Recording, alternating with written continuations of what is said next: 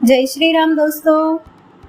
रावण के वध के बाद अयोध्यापति श्री राम ने राजपाट संभाल लिया था और प्रजा राम राज्य से प्रसन्न थी।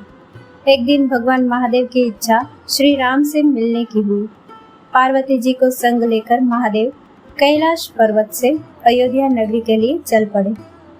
भगवान शिव और माँ पार्वती को अयोध्या आया देखकर श्री सीताराम जी बहुत खुश हुए। माता जानकी ने उनका उचित आदर सत्कार किया और स्वयं भोजन बनाने के लिए रसोई में चली गई। भगवान शिव ने श्री राम से पूछा, हनुमान जी दिखाई नहीं पड़ रहे हैं, कहाँ है? श्री राम बोले, वह बगीचे में होंगे। शिव जी ने श्री राम जी से बगीचे में जाने की अनुमति मांगी और पार्वती जी के साथ बगीचे में आ गए। बगीचे की खूबसूरती देखकर उनका मन मोहित हो गया। आम के एक घने वृक्ष के नीचे हनुमान जी दिन दुनिया से बेखबर गहरी नींद में सोए थे और एक लय में खर्राटों से राम नाम की ध्वनि उठ रही थी। चकित होकर शिव जी और माता पार्वती एक दूसरे की ओर देखने लगे। माता पार्वती मुस्कुरा उठी और वृक्ष की डालियों की ओर इशारा किया। राम नाम सुनकर पेड़ की डालियां भी झूम रही थी। उनके बीच से भी राम नाम उच्चारित हो रहा था। शिव जी इस राम नाम की धुन मस्त मगन होकर खुद भी राम राम कहकर नाचने लगे। माता पार्वती जी ने भी अपने पति का अनुसरण किया। भक्ति में भरकर उनके पांव भी थिरकने लगे।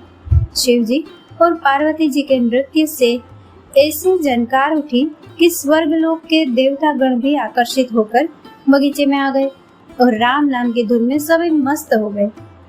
माता जानकी भोजन तैयार करके प्रतीक्षारत थी, परंतु संध्या गिरने तक भी अतिथि नहीं पधारे।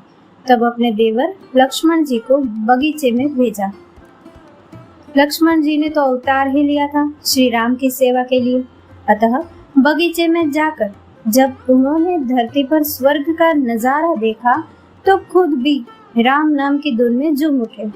महल में माता जानकी परेशान हो रही थी कि अभी तक भोजन ग्रहण करने कोई भी क्यों नहीं आया। उन्होंने श्री राम से कहा, भोजन ठंडा हो रहा है, चलिए हम ही जाकर बगीचे में से सभी को बुला लाए।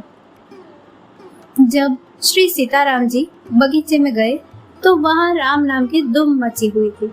हनुमान जी गहरी नींद में सोए हुए थे और उनके घर्राटों से अभी तक राम नाम निकल रहा था। श्री राम जी ने हनुमान जी को नींद से जगाया और प्रेम से उनकी तरफ निहारने लगे। प्रभु को आया देख हनुमान जी शीघ्रता से उठ खड़े हुए। नृत्य का माहौल भंग हो गया। शिव जी खुले कंठ से हनुमान जी की राम भक्ति की सराहना करने लगे। हनुमान जी सकुचाए लेकिन मन ही मन खुश हो रहे थे। श्री सीताराम जी ने भोजन करने का आग्रह भगवान शिव से किया। सभी लोग महल में भोजन करने के लिए चल पड़े। माता जानकी भोजन परोसने लगी। हनुमान जी को भी श्री राम जी ने पंक्ति में बैठने का आदेश दिया।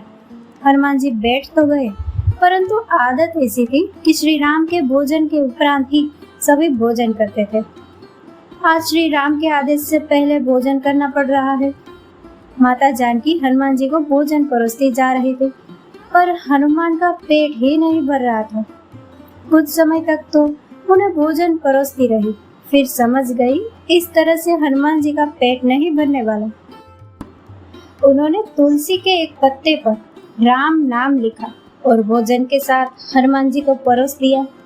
तुलसी पत्र खाते ही हनुमान जी को संतुष्टि मिली और वह भोजन पूर्ण मानकर उठ खड़े हुए।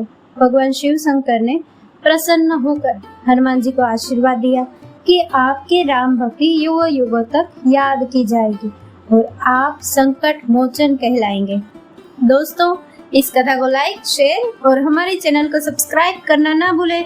जय श्री राम।